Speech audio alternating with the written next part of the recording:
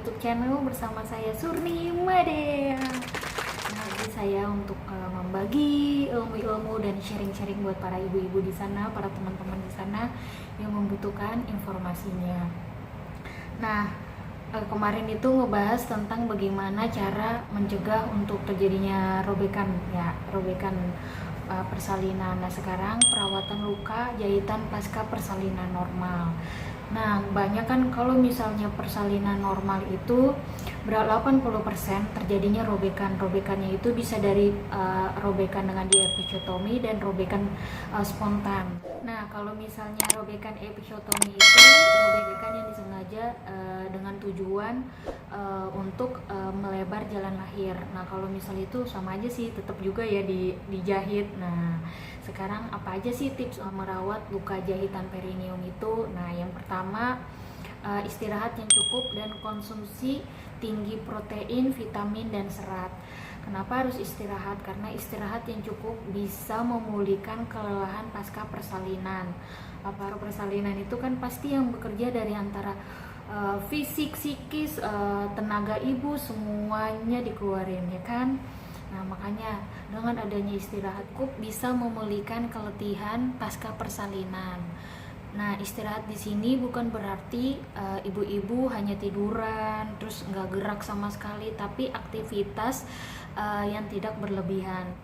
Tinggi protein, protein itu bisa didapat dari daging, telur, tempe atau ikan gabus. Nah, ini merupakan sumber protein yang harus dikonsumsi karena dapat mempercepat penyembuhan luka.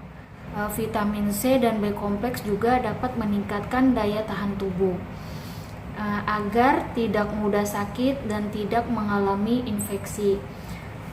Terus tinggi serat. Serat itu bagus dikonsumsi untuk apalagi untuk ibu nifas dengan jahit. Serat itu biasa didapat dari pepaya, dari bayam, pokoknya sayur-sayuran, apalagi banyak yang dari semangka. Nah, kalau misalnya emang tinggi seratnya itu biasanya kalau misalnya ibunya BAB, nah biasanya kan kalau misalnya jadi serat itu bisa membuat feses itu menjadi lunak. Jadi kalau misalnya emang ibu BAB kan udah nggak terlalu sakit lagi, belum nahan. Kalau misalnya BAB-nya keras, biasanya sih antara 2 hari atau 3 hari kan.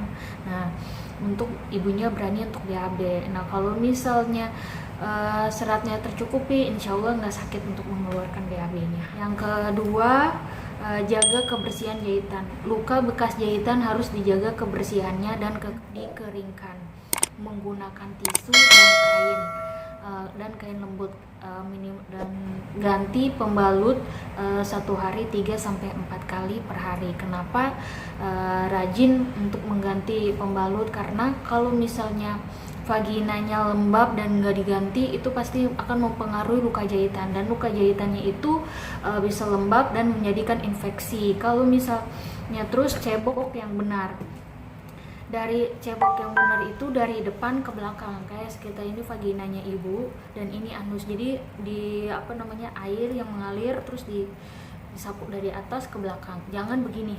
Kalau begini sama aja kotoran dari anus naik ke vagina. Nah, itu bisa bikin juga mengakibatkan infeksi, apalagi terjadi adanya robekan. Nah, itu bisa memperberat infeksi dan lama proses penyembuhan luka bekas jahitan. Kalau misalnya ibunya rasa nyeri di luka jahitan itu, ibu bisa kompres air dingin atau kompres es batu. Bukan es batunya yang langsung ibu masukin dan ibu kompres ya.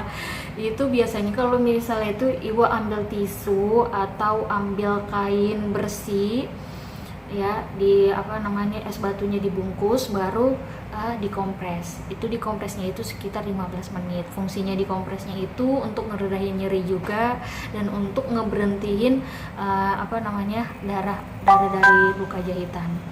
Next, yang ketiga, jangan banyak bergerak di minggu-minggu yang pertama, apalagi kalau misalnya ibunya ngangkang terus jalan jauh kayak gitu. Itu kadang kan kalau misalnya tergantung juga, kalau misalnya ibunya geraknya berlebihan takutnya lepas jahitannya. Nah, itu mah PR banget Bu. Kalau misalnya emang lepas jahitannya itu pasti dijahit lagi. Bayangin kan kalau misalnya dijahit lagi, di anestesi lagi dan disuntik lagi kan, wah itu pasti rasanya sakit banget kan Bu. Next ya, 4. Konsumsi obat-obatan yang diberikan dari tenaga vaskes. Biasanya kalau misalnya dari rumah sakit itu biasanya kita untuk bekal pulangnya obatnya selalu kita kasih vitamin, antibiotik harus dihabiskan, dan karena antibiotiknya itu bisa mempercepat mengeringkan luka jahitan. Terus yang kelima, senam Kegel. Nah, senam Kegel itu fungsinya untuk mengencangkan otot-otot wanita yang sudah mengendur, apalagi pada persalinan anak yang kedua, ketiga, keempat. Terus karena ada dorongan kepala yang kemarin saya bahas kan, gejala-gejala prolap organ panggul. Untuk para ibu-ibu, para teman-teman yang di sana, semoga informasi yang saya berikan bermanfaat. Jangan lupa like and subscribe. Dukung channel saya sampai 1000 subscribe. Terima kasih. Jangan lupa